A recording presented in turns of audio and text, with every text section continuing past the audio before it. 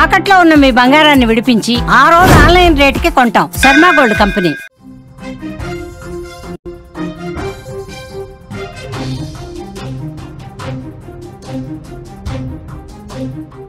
Road ప్రమాదంలో తండ్రి కూతురు మృతి చెందారు. న్యాయం కోసం కుటుంబ సభ్యులు నిరసన వ్యక్తం చేస్తున్నారు. రోడ్డుపైన నిన్న సాయంత్రం చేవెళ్ల దగ్గర రోడ్డు ప్రమాదం చోటు చేసుకుంది. ఈ ప్రమాదంలో తండ్రి కూతుర్లు మృతి చెందారు. న్యాయం చేయాలని కూడా భార్య డిమాండ్ చేస్తోంది. బీజాపూర్ రహదారిపై ధర్నా చేస్తున్నారు. బాధితురాలితో ఫోన్లో మాట్లాడారు స్పీకర్ గడ్డం ప్రసాద్. న్యాయం చేస్తామని హామీ ఇచ్చారు స్పీకర్. స్కూల్లో ఉన్న కూతుర్ని తీసుకుని వచ్చేందుకు ఎంతో ఆనందంగా బయలుదేరాడు ఆ తండ్రి. స్కూల్ నుంచి బయటకొచ్చిన కూతుర్ని గుండెకు హత్తుకొని ప్రేమను పంచాడు. ఆ తర్వాత తన బైక్ పై తీసుకెళ్తూ ఎన్నో కబుర్లు చెప్పుకుంటూ ప్రయాణం కొనసాగించారు వాళ్ళు.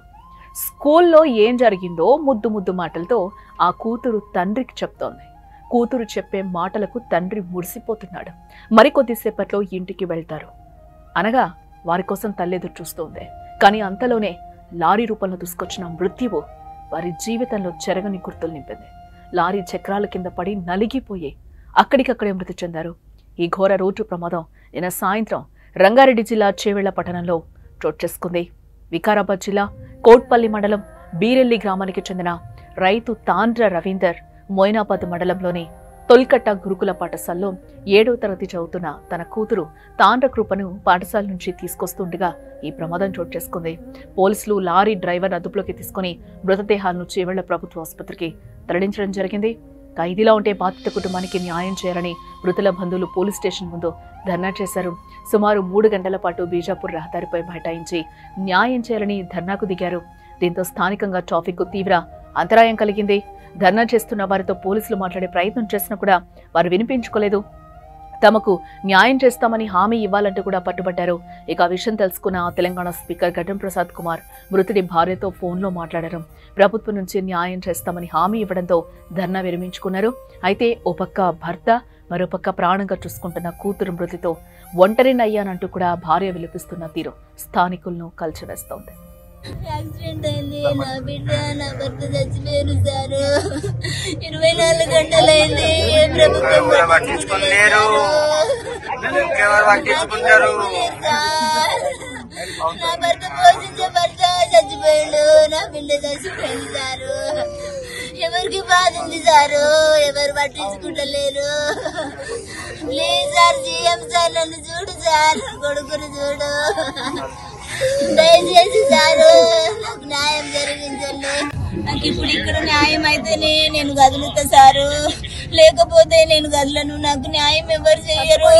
ఇక్కడ ఉన్న వాళ్ళు ఎవరికి బాధ లేదు సార్, అందరికి సంతోషం ఉన్నది సార్. నాకు బాధ ఉంది, నాకు న్యాయం కావాలి సార్. నేను అయ్యేదాకా లేవను, నాకు దిక్కెవరు లేరు సార్.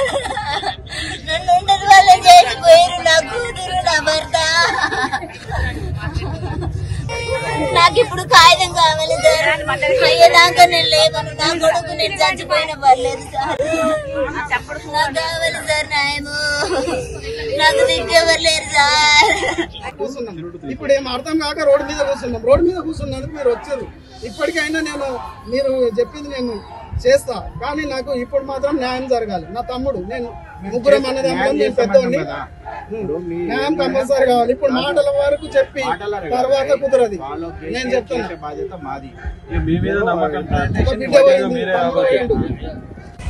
అయితే టీచర్ ఫోన్ చేసిందంట.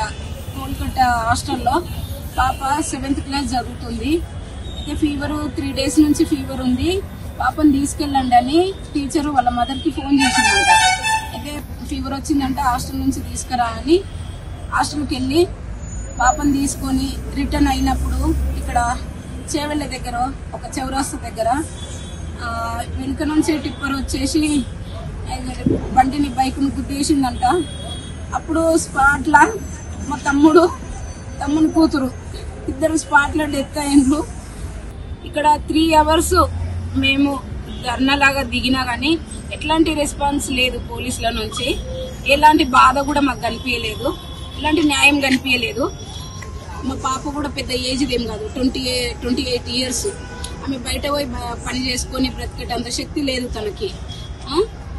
అట్లాంటి ఆమెకు ఒక గవర్నమెంట్ ఎంప్లాయీ ఆమె ఒక ఏఎన్ఎంగా చేస్తుంది, సెకండ్ ఏఎన్ఎంగా చేస్తుంది లింగంపల్లి పిఎస్సిలా. ఆమెకు గవర్నమెంట్ జాబ్ ఇచ్చి బిడ్డ ఆమె సురక్షితంగా ఉండడానికి ఒక ఇల్లును, వాళ్ళకి డబుల్ బెడ్రూమ్ ఇల్లును ఇస్తారని ఆశిస్తున్నాం సార్.